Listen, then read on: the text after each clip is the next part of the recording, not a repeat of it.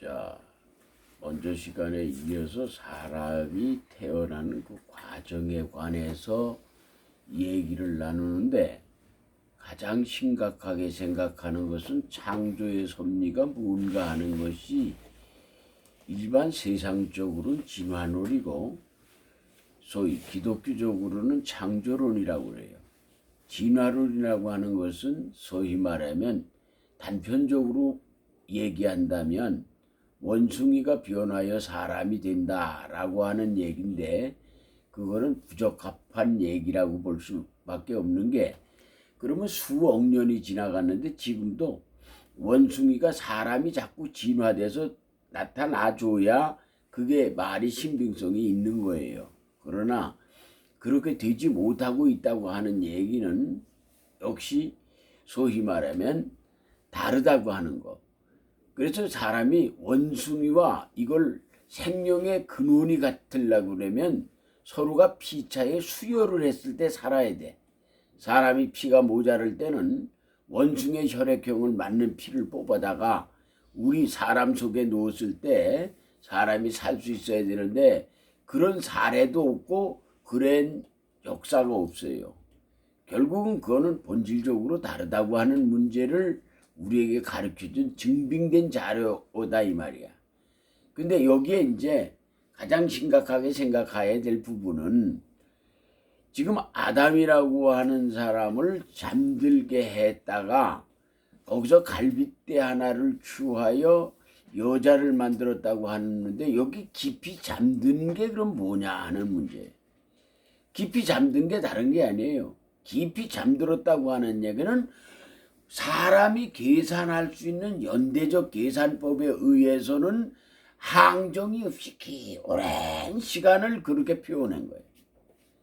엄청난 오랜 시간이에요. 예. 그 오랜 시간이 어느 정도 오랜 시간이냐면 사람이 상상하기 어려울 정도로 깊이 잠들었다고 하는 얘기는 우주의 침묵이 길었다는 얘기예요. 깊이 잠들었다고 하는 얘기는 결국은 뭐냐면 이 우주는 음양의 이치가 아니고서는 생명이 태동할 수도 없고 발전이라는 게 없는 거예요.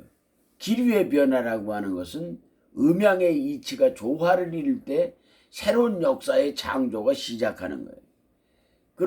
그렇지 않았다고 하는 얘기는 결론적으로 뭘 우리에게 가르쳐 주느냐면 음양의 이치가 한쪽으로 치우쳐지는 것.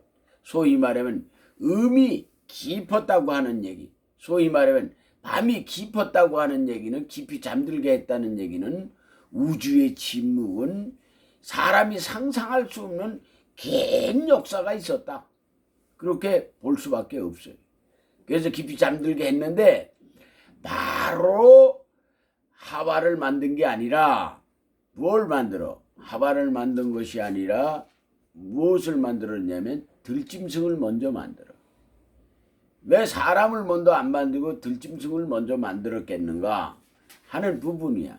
그리고 그 들짐승에게 아담이 이름을 주었다 이 말이에요. 그러면 여기에서 이제 생각할 것은 만든 것은 하나님이 만들었다고 그래.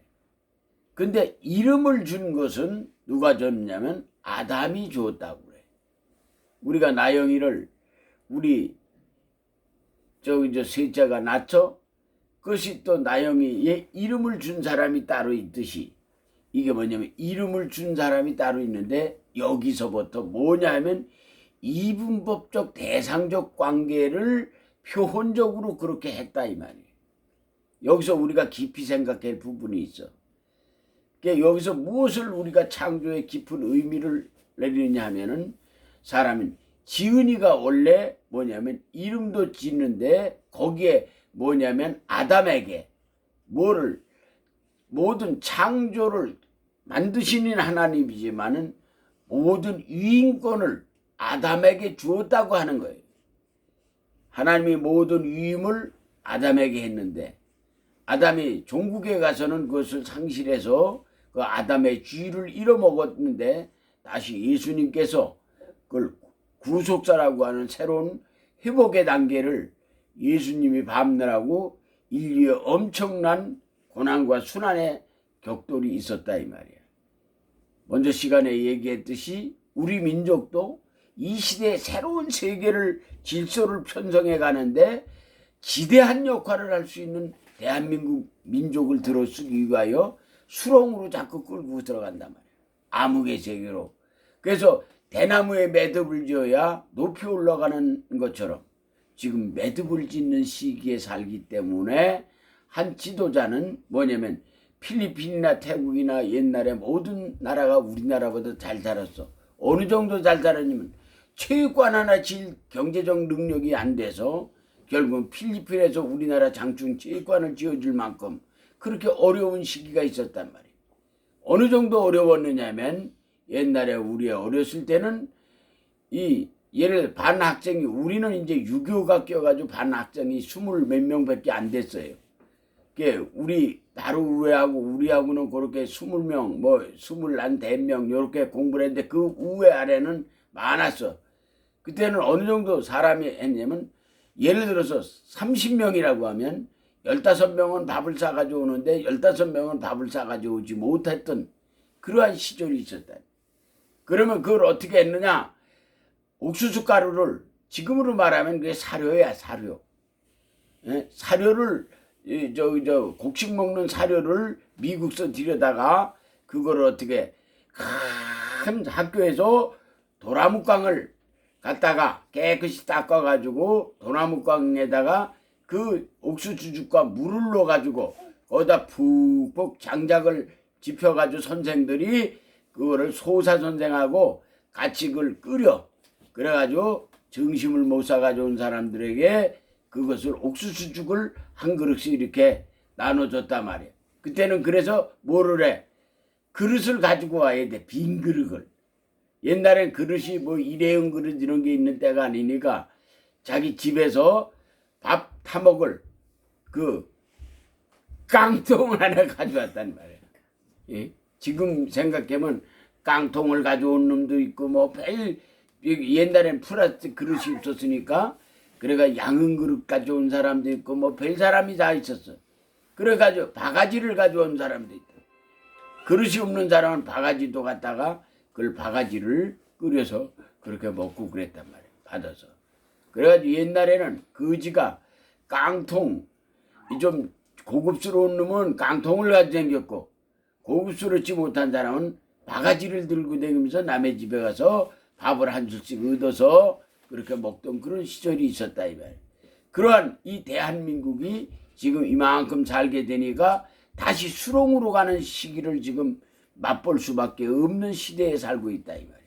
이건 뭐냐면 큰 이 자연의 순리와 창조의 기본적 개념이 무너지게 되면 사회는 뭐냐면 무너지게 되어 있단 말이야. 그게 뭐냐면 이분법적 사고란 말이야. 종교가 이분법적으로 빠지면은 망하는 거예요.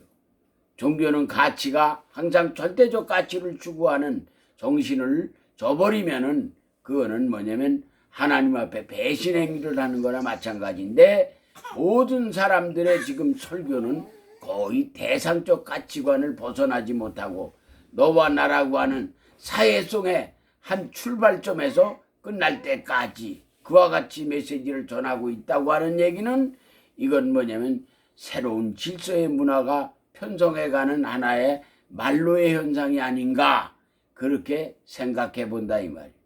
그래서 오늘은 여기서 아담이 깊이 잠들게 했다고 하는 것은 역사의 침묵이 오랜 세월이 있었다. 그 다음에는 하나님이 지은 들짐승들에게 이름을 부여받아서 아담에게 이름을 짓게 했다고 하는 얘기는 모든 것이 위임받은 자가 아담이었다. 예를 들어서 하나님의 모든 위임을 예수 그리스도가 위임받아 가지고 그 새로운 역사의 시작을 다시 만들어냈던 것처럼 구속사는 그렇게 시작된 것처럼 아담은 처음에 위임받은 자였다 라고 하는 것으로 모든 것을 이해하고 성경이 우리에게 가르쳐주는 깊은 의미가 무언가를 생각해 봐야 돼. 그래서 갈비뼈라는 말이 이 성경에는 없고 늑골이라고 되어 있어요. 그게 늑골이라고 하는 얘기는 이 어깨뼈에 관한 문제인데 이거는 모든 인생의 짊어지는 짐의 무게를 그렇게 표현하지 않았나 라고 하는 이 생각이 든다 이 말이에요. 그래서 성경에 깊이 있는 그 의미를 잘 깨닫고 사람이 사는 가치가 무엇인가 그 가치를 잘 느껴가면서 사는 사람이 있는가 하면 사람이 대상적 가치만 바라보고 눈대기로 보고 만질 수 있는 것 이상도 이하도 없다고 생각하는 어리석은 인생의 가치관을 갖게 되면 그것은 인간의 종말을 구할 수밖에 없다. 내세가 없다. 그래서 우리는 뭐냐면 영혼이 본질이고 육체가 가리진 날인데 영혼에게 육체를 옷 입혀서 계속 사는 사계절 같은 거예요. 우리의 옷은 육체의 옷은 영혼의 옷에 불과하다. 그 옷을 하나를 계속 입을 수 없는 것처럼 그 되는 게 아니에요. 그래서 봄날씨처럼 되는 저기 저 열대지방인 동남아의 이 베트남이라고 하는 나라에 2600고지에 있는 달랏이라고 하는 동네가 있어. 그걸 이제 영어 발음으로 그 프랑스 사람이나 이 외국어는 그걸 라트랑이라 했는데 이제 우리나라 사람이 이제 거기 가가지고 많이 죽었는데 거기는 뭐냐면 365일 기후가 26도 정도. 그래서 거기는 아침 저녁으로 선선해요. 추워요. 가보니까.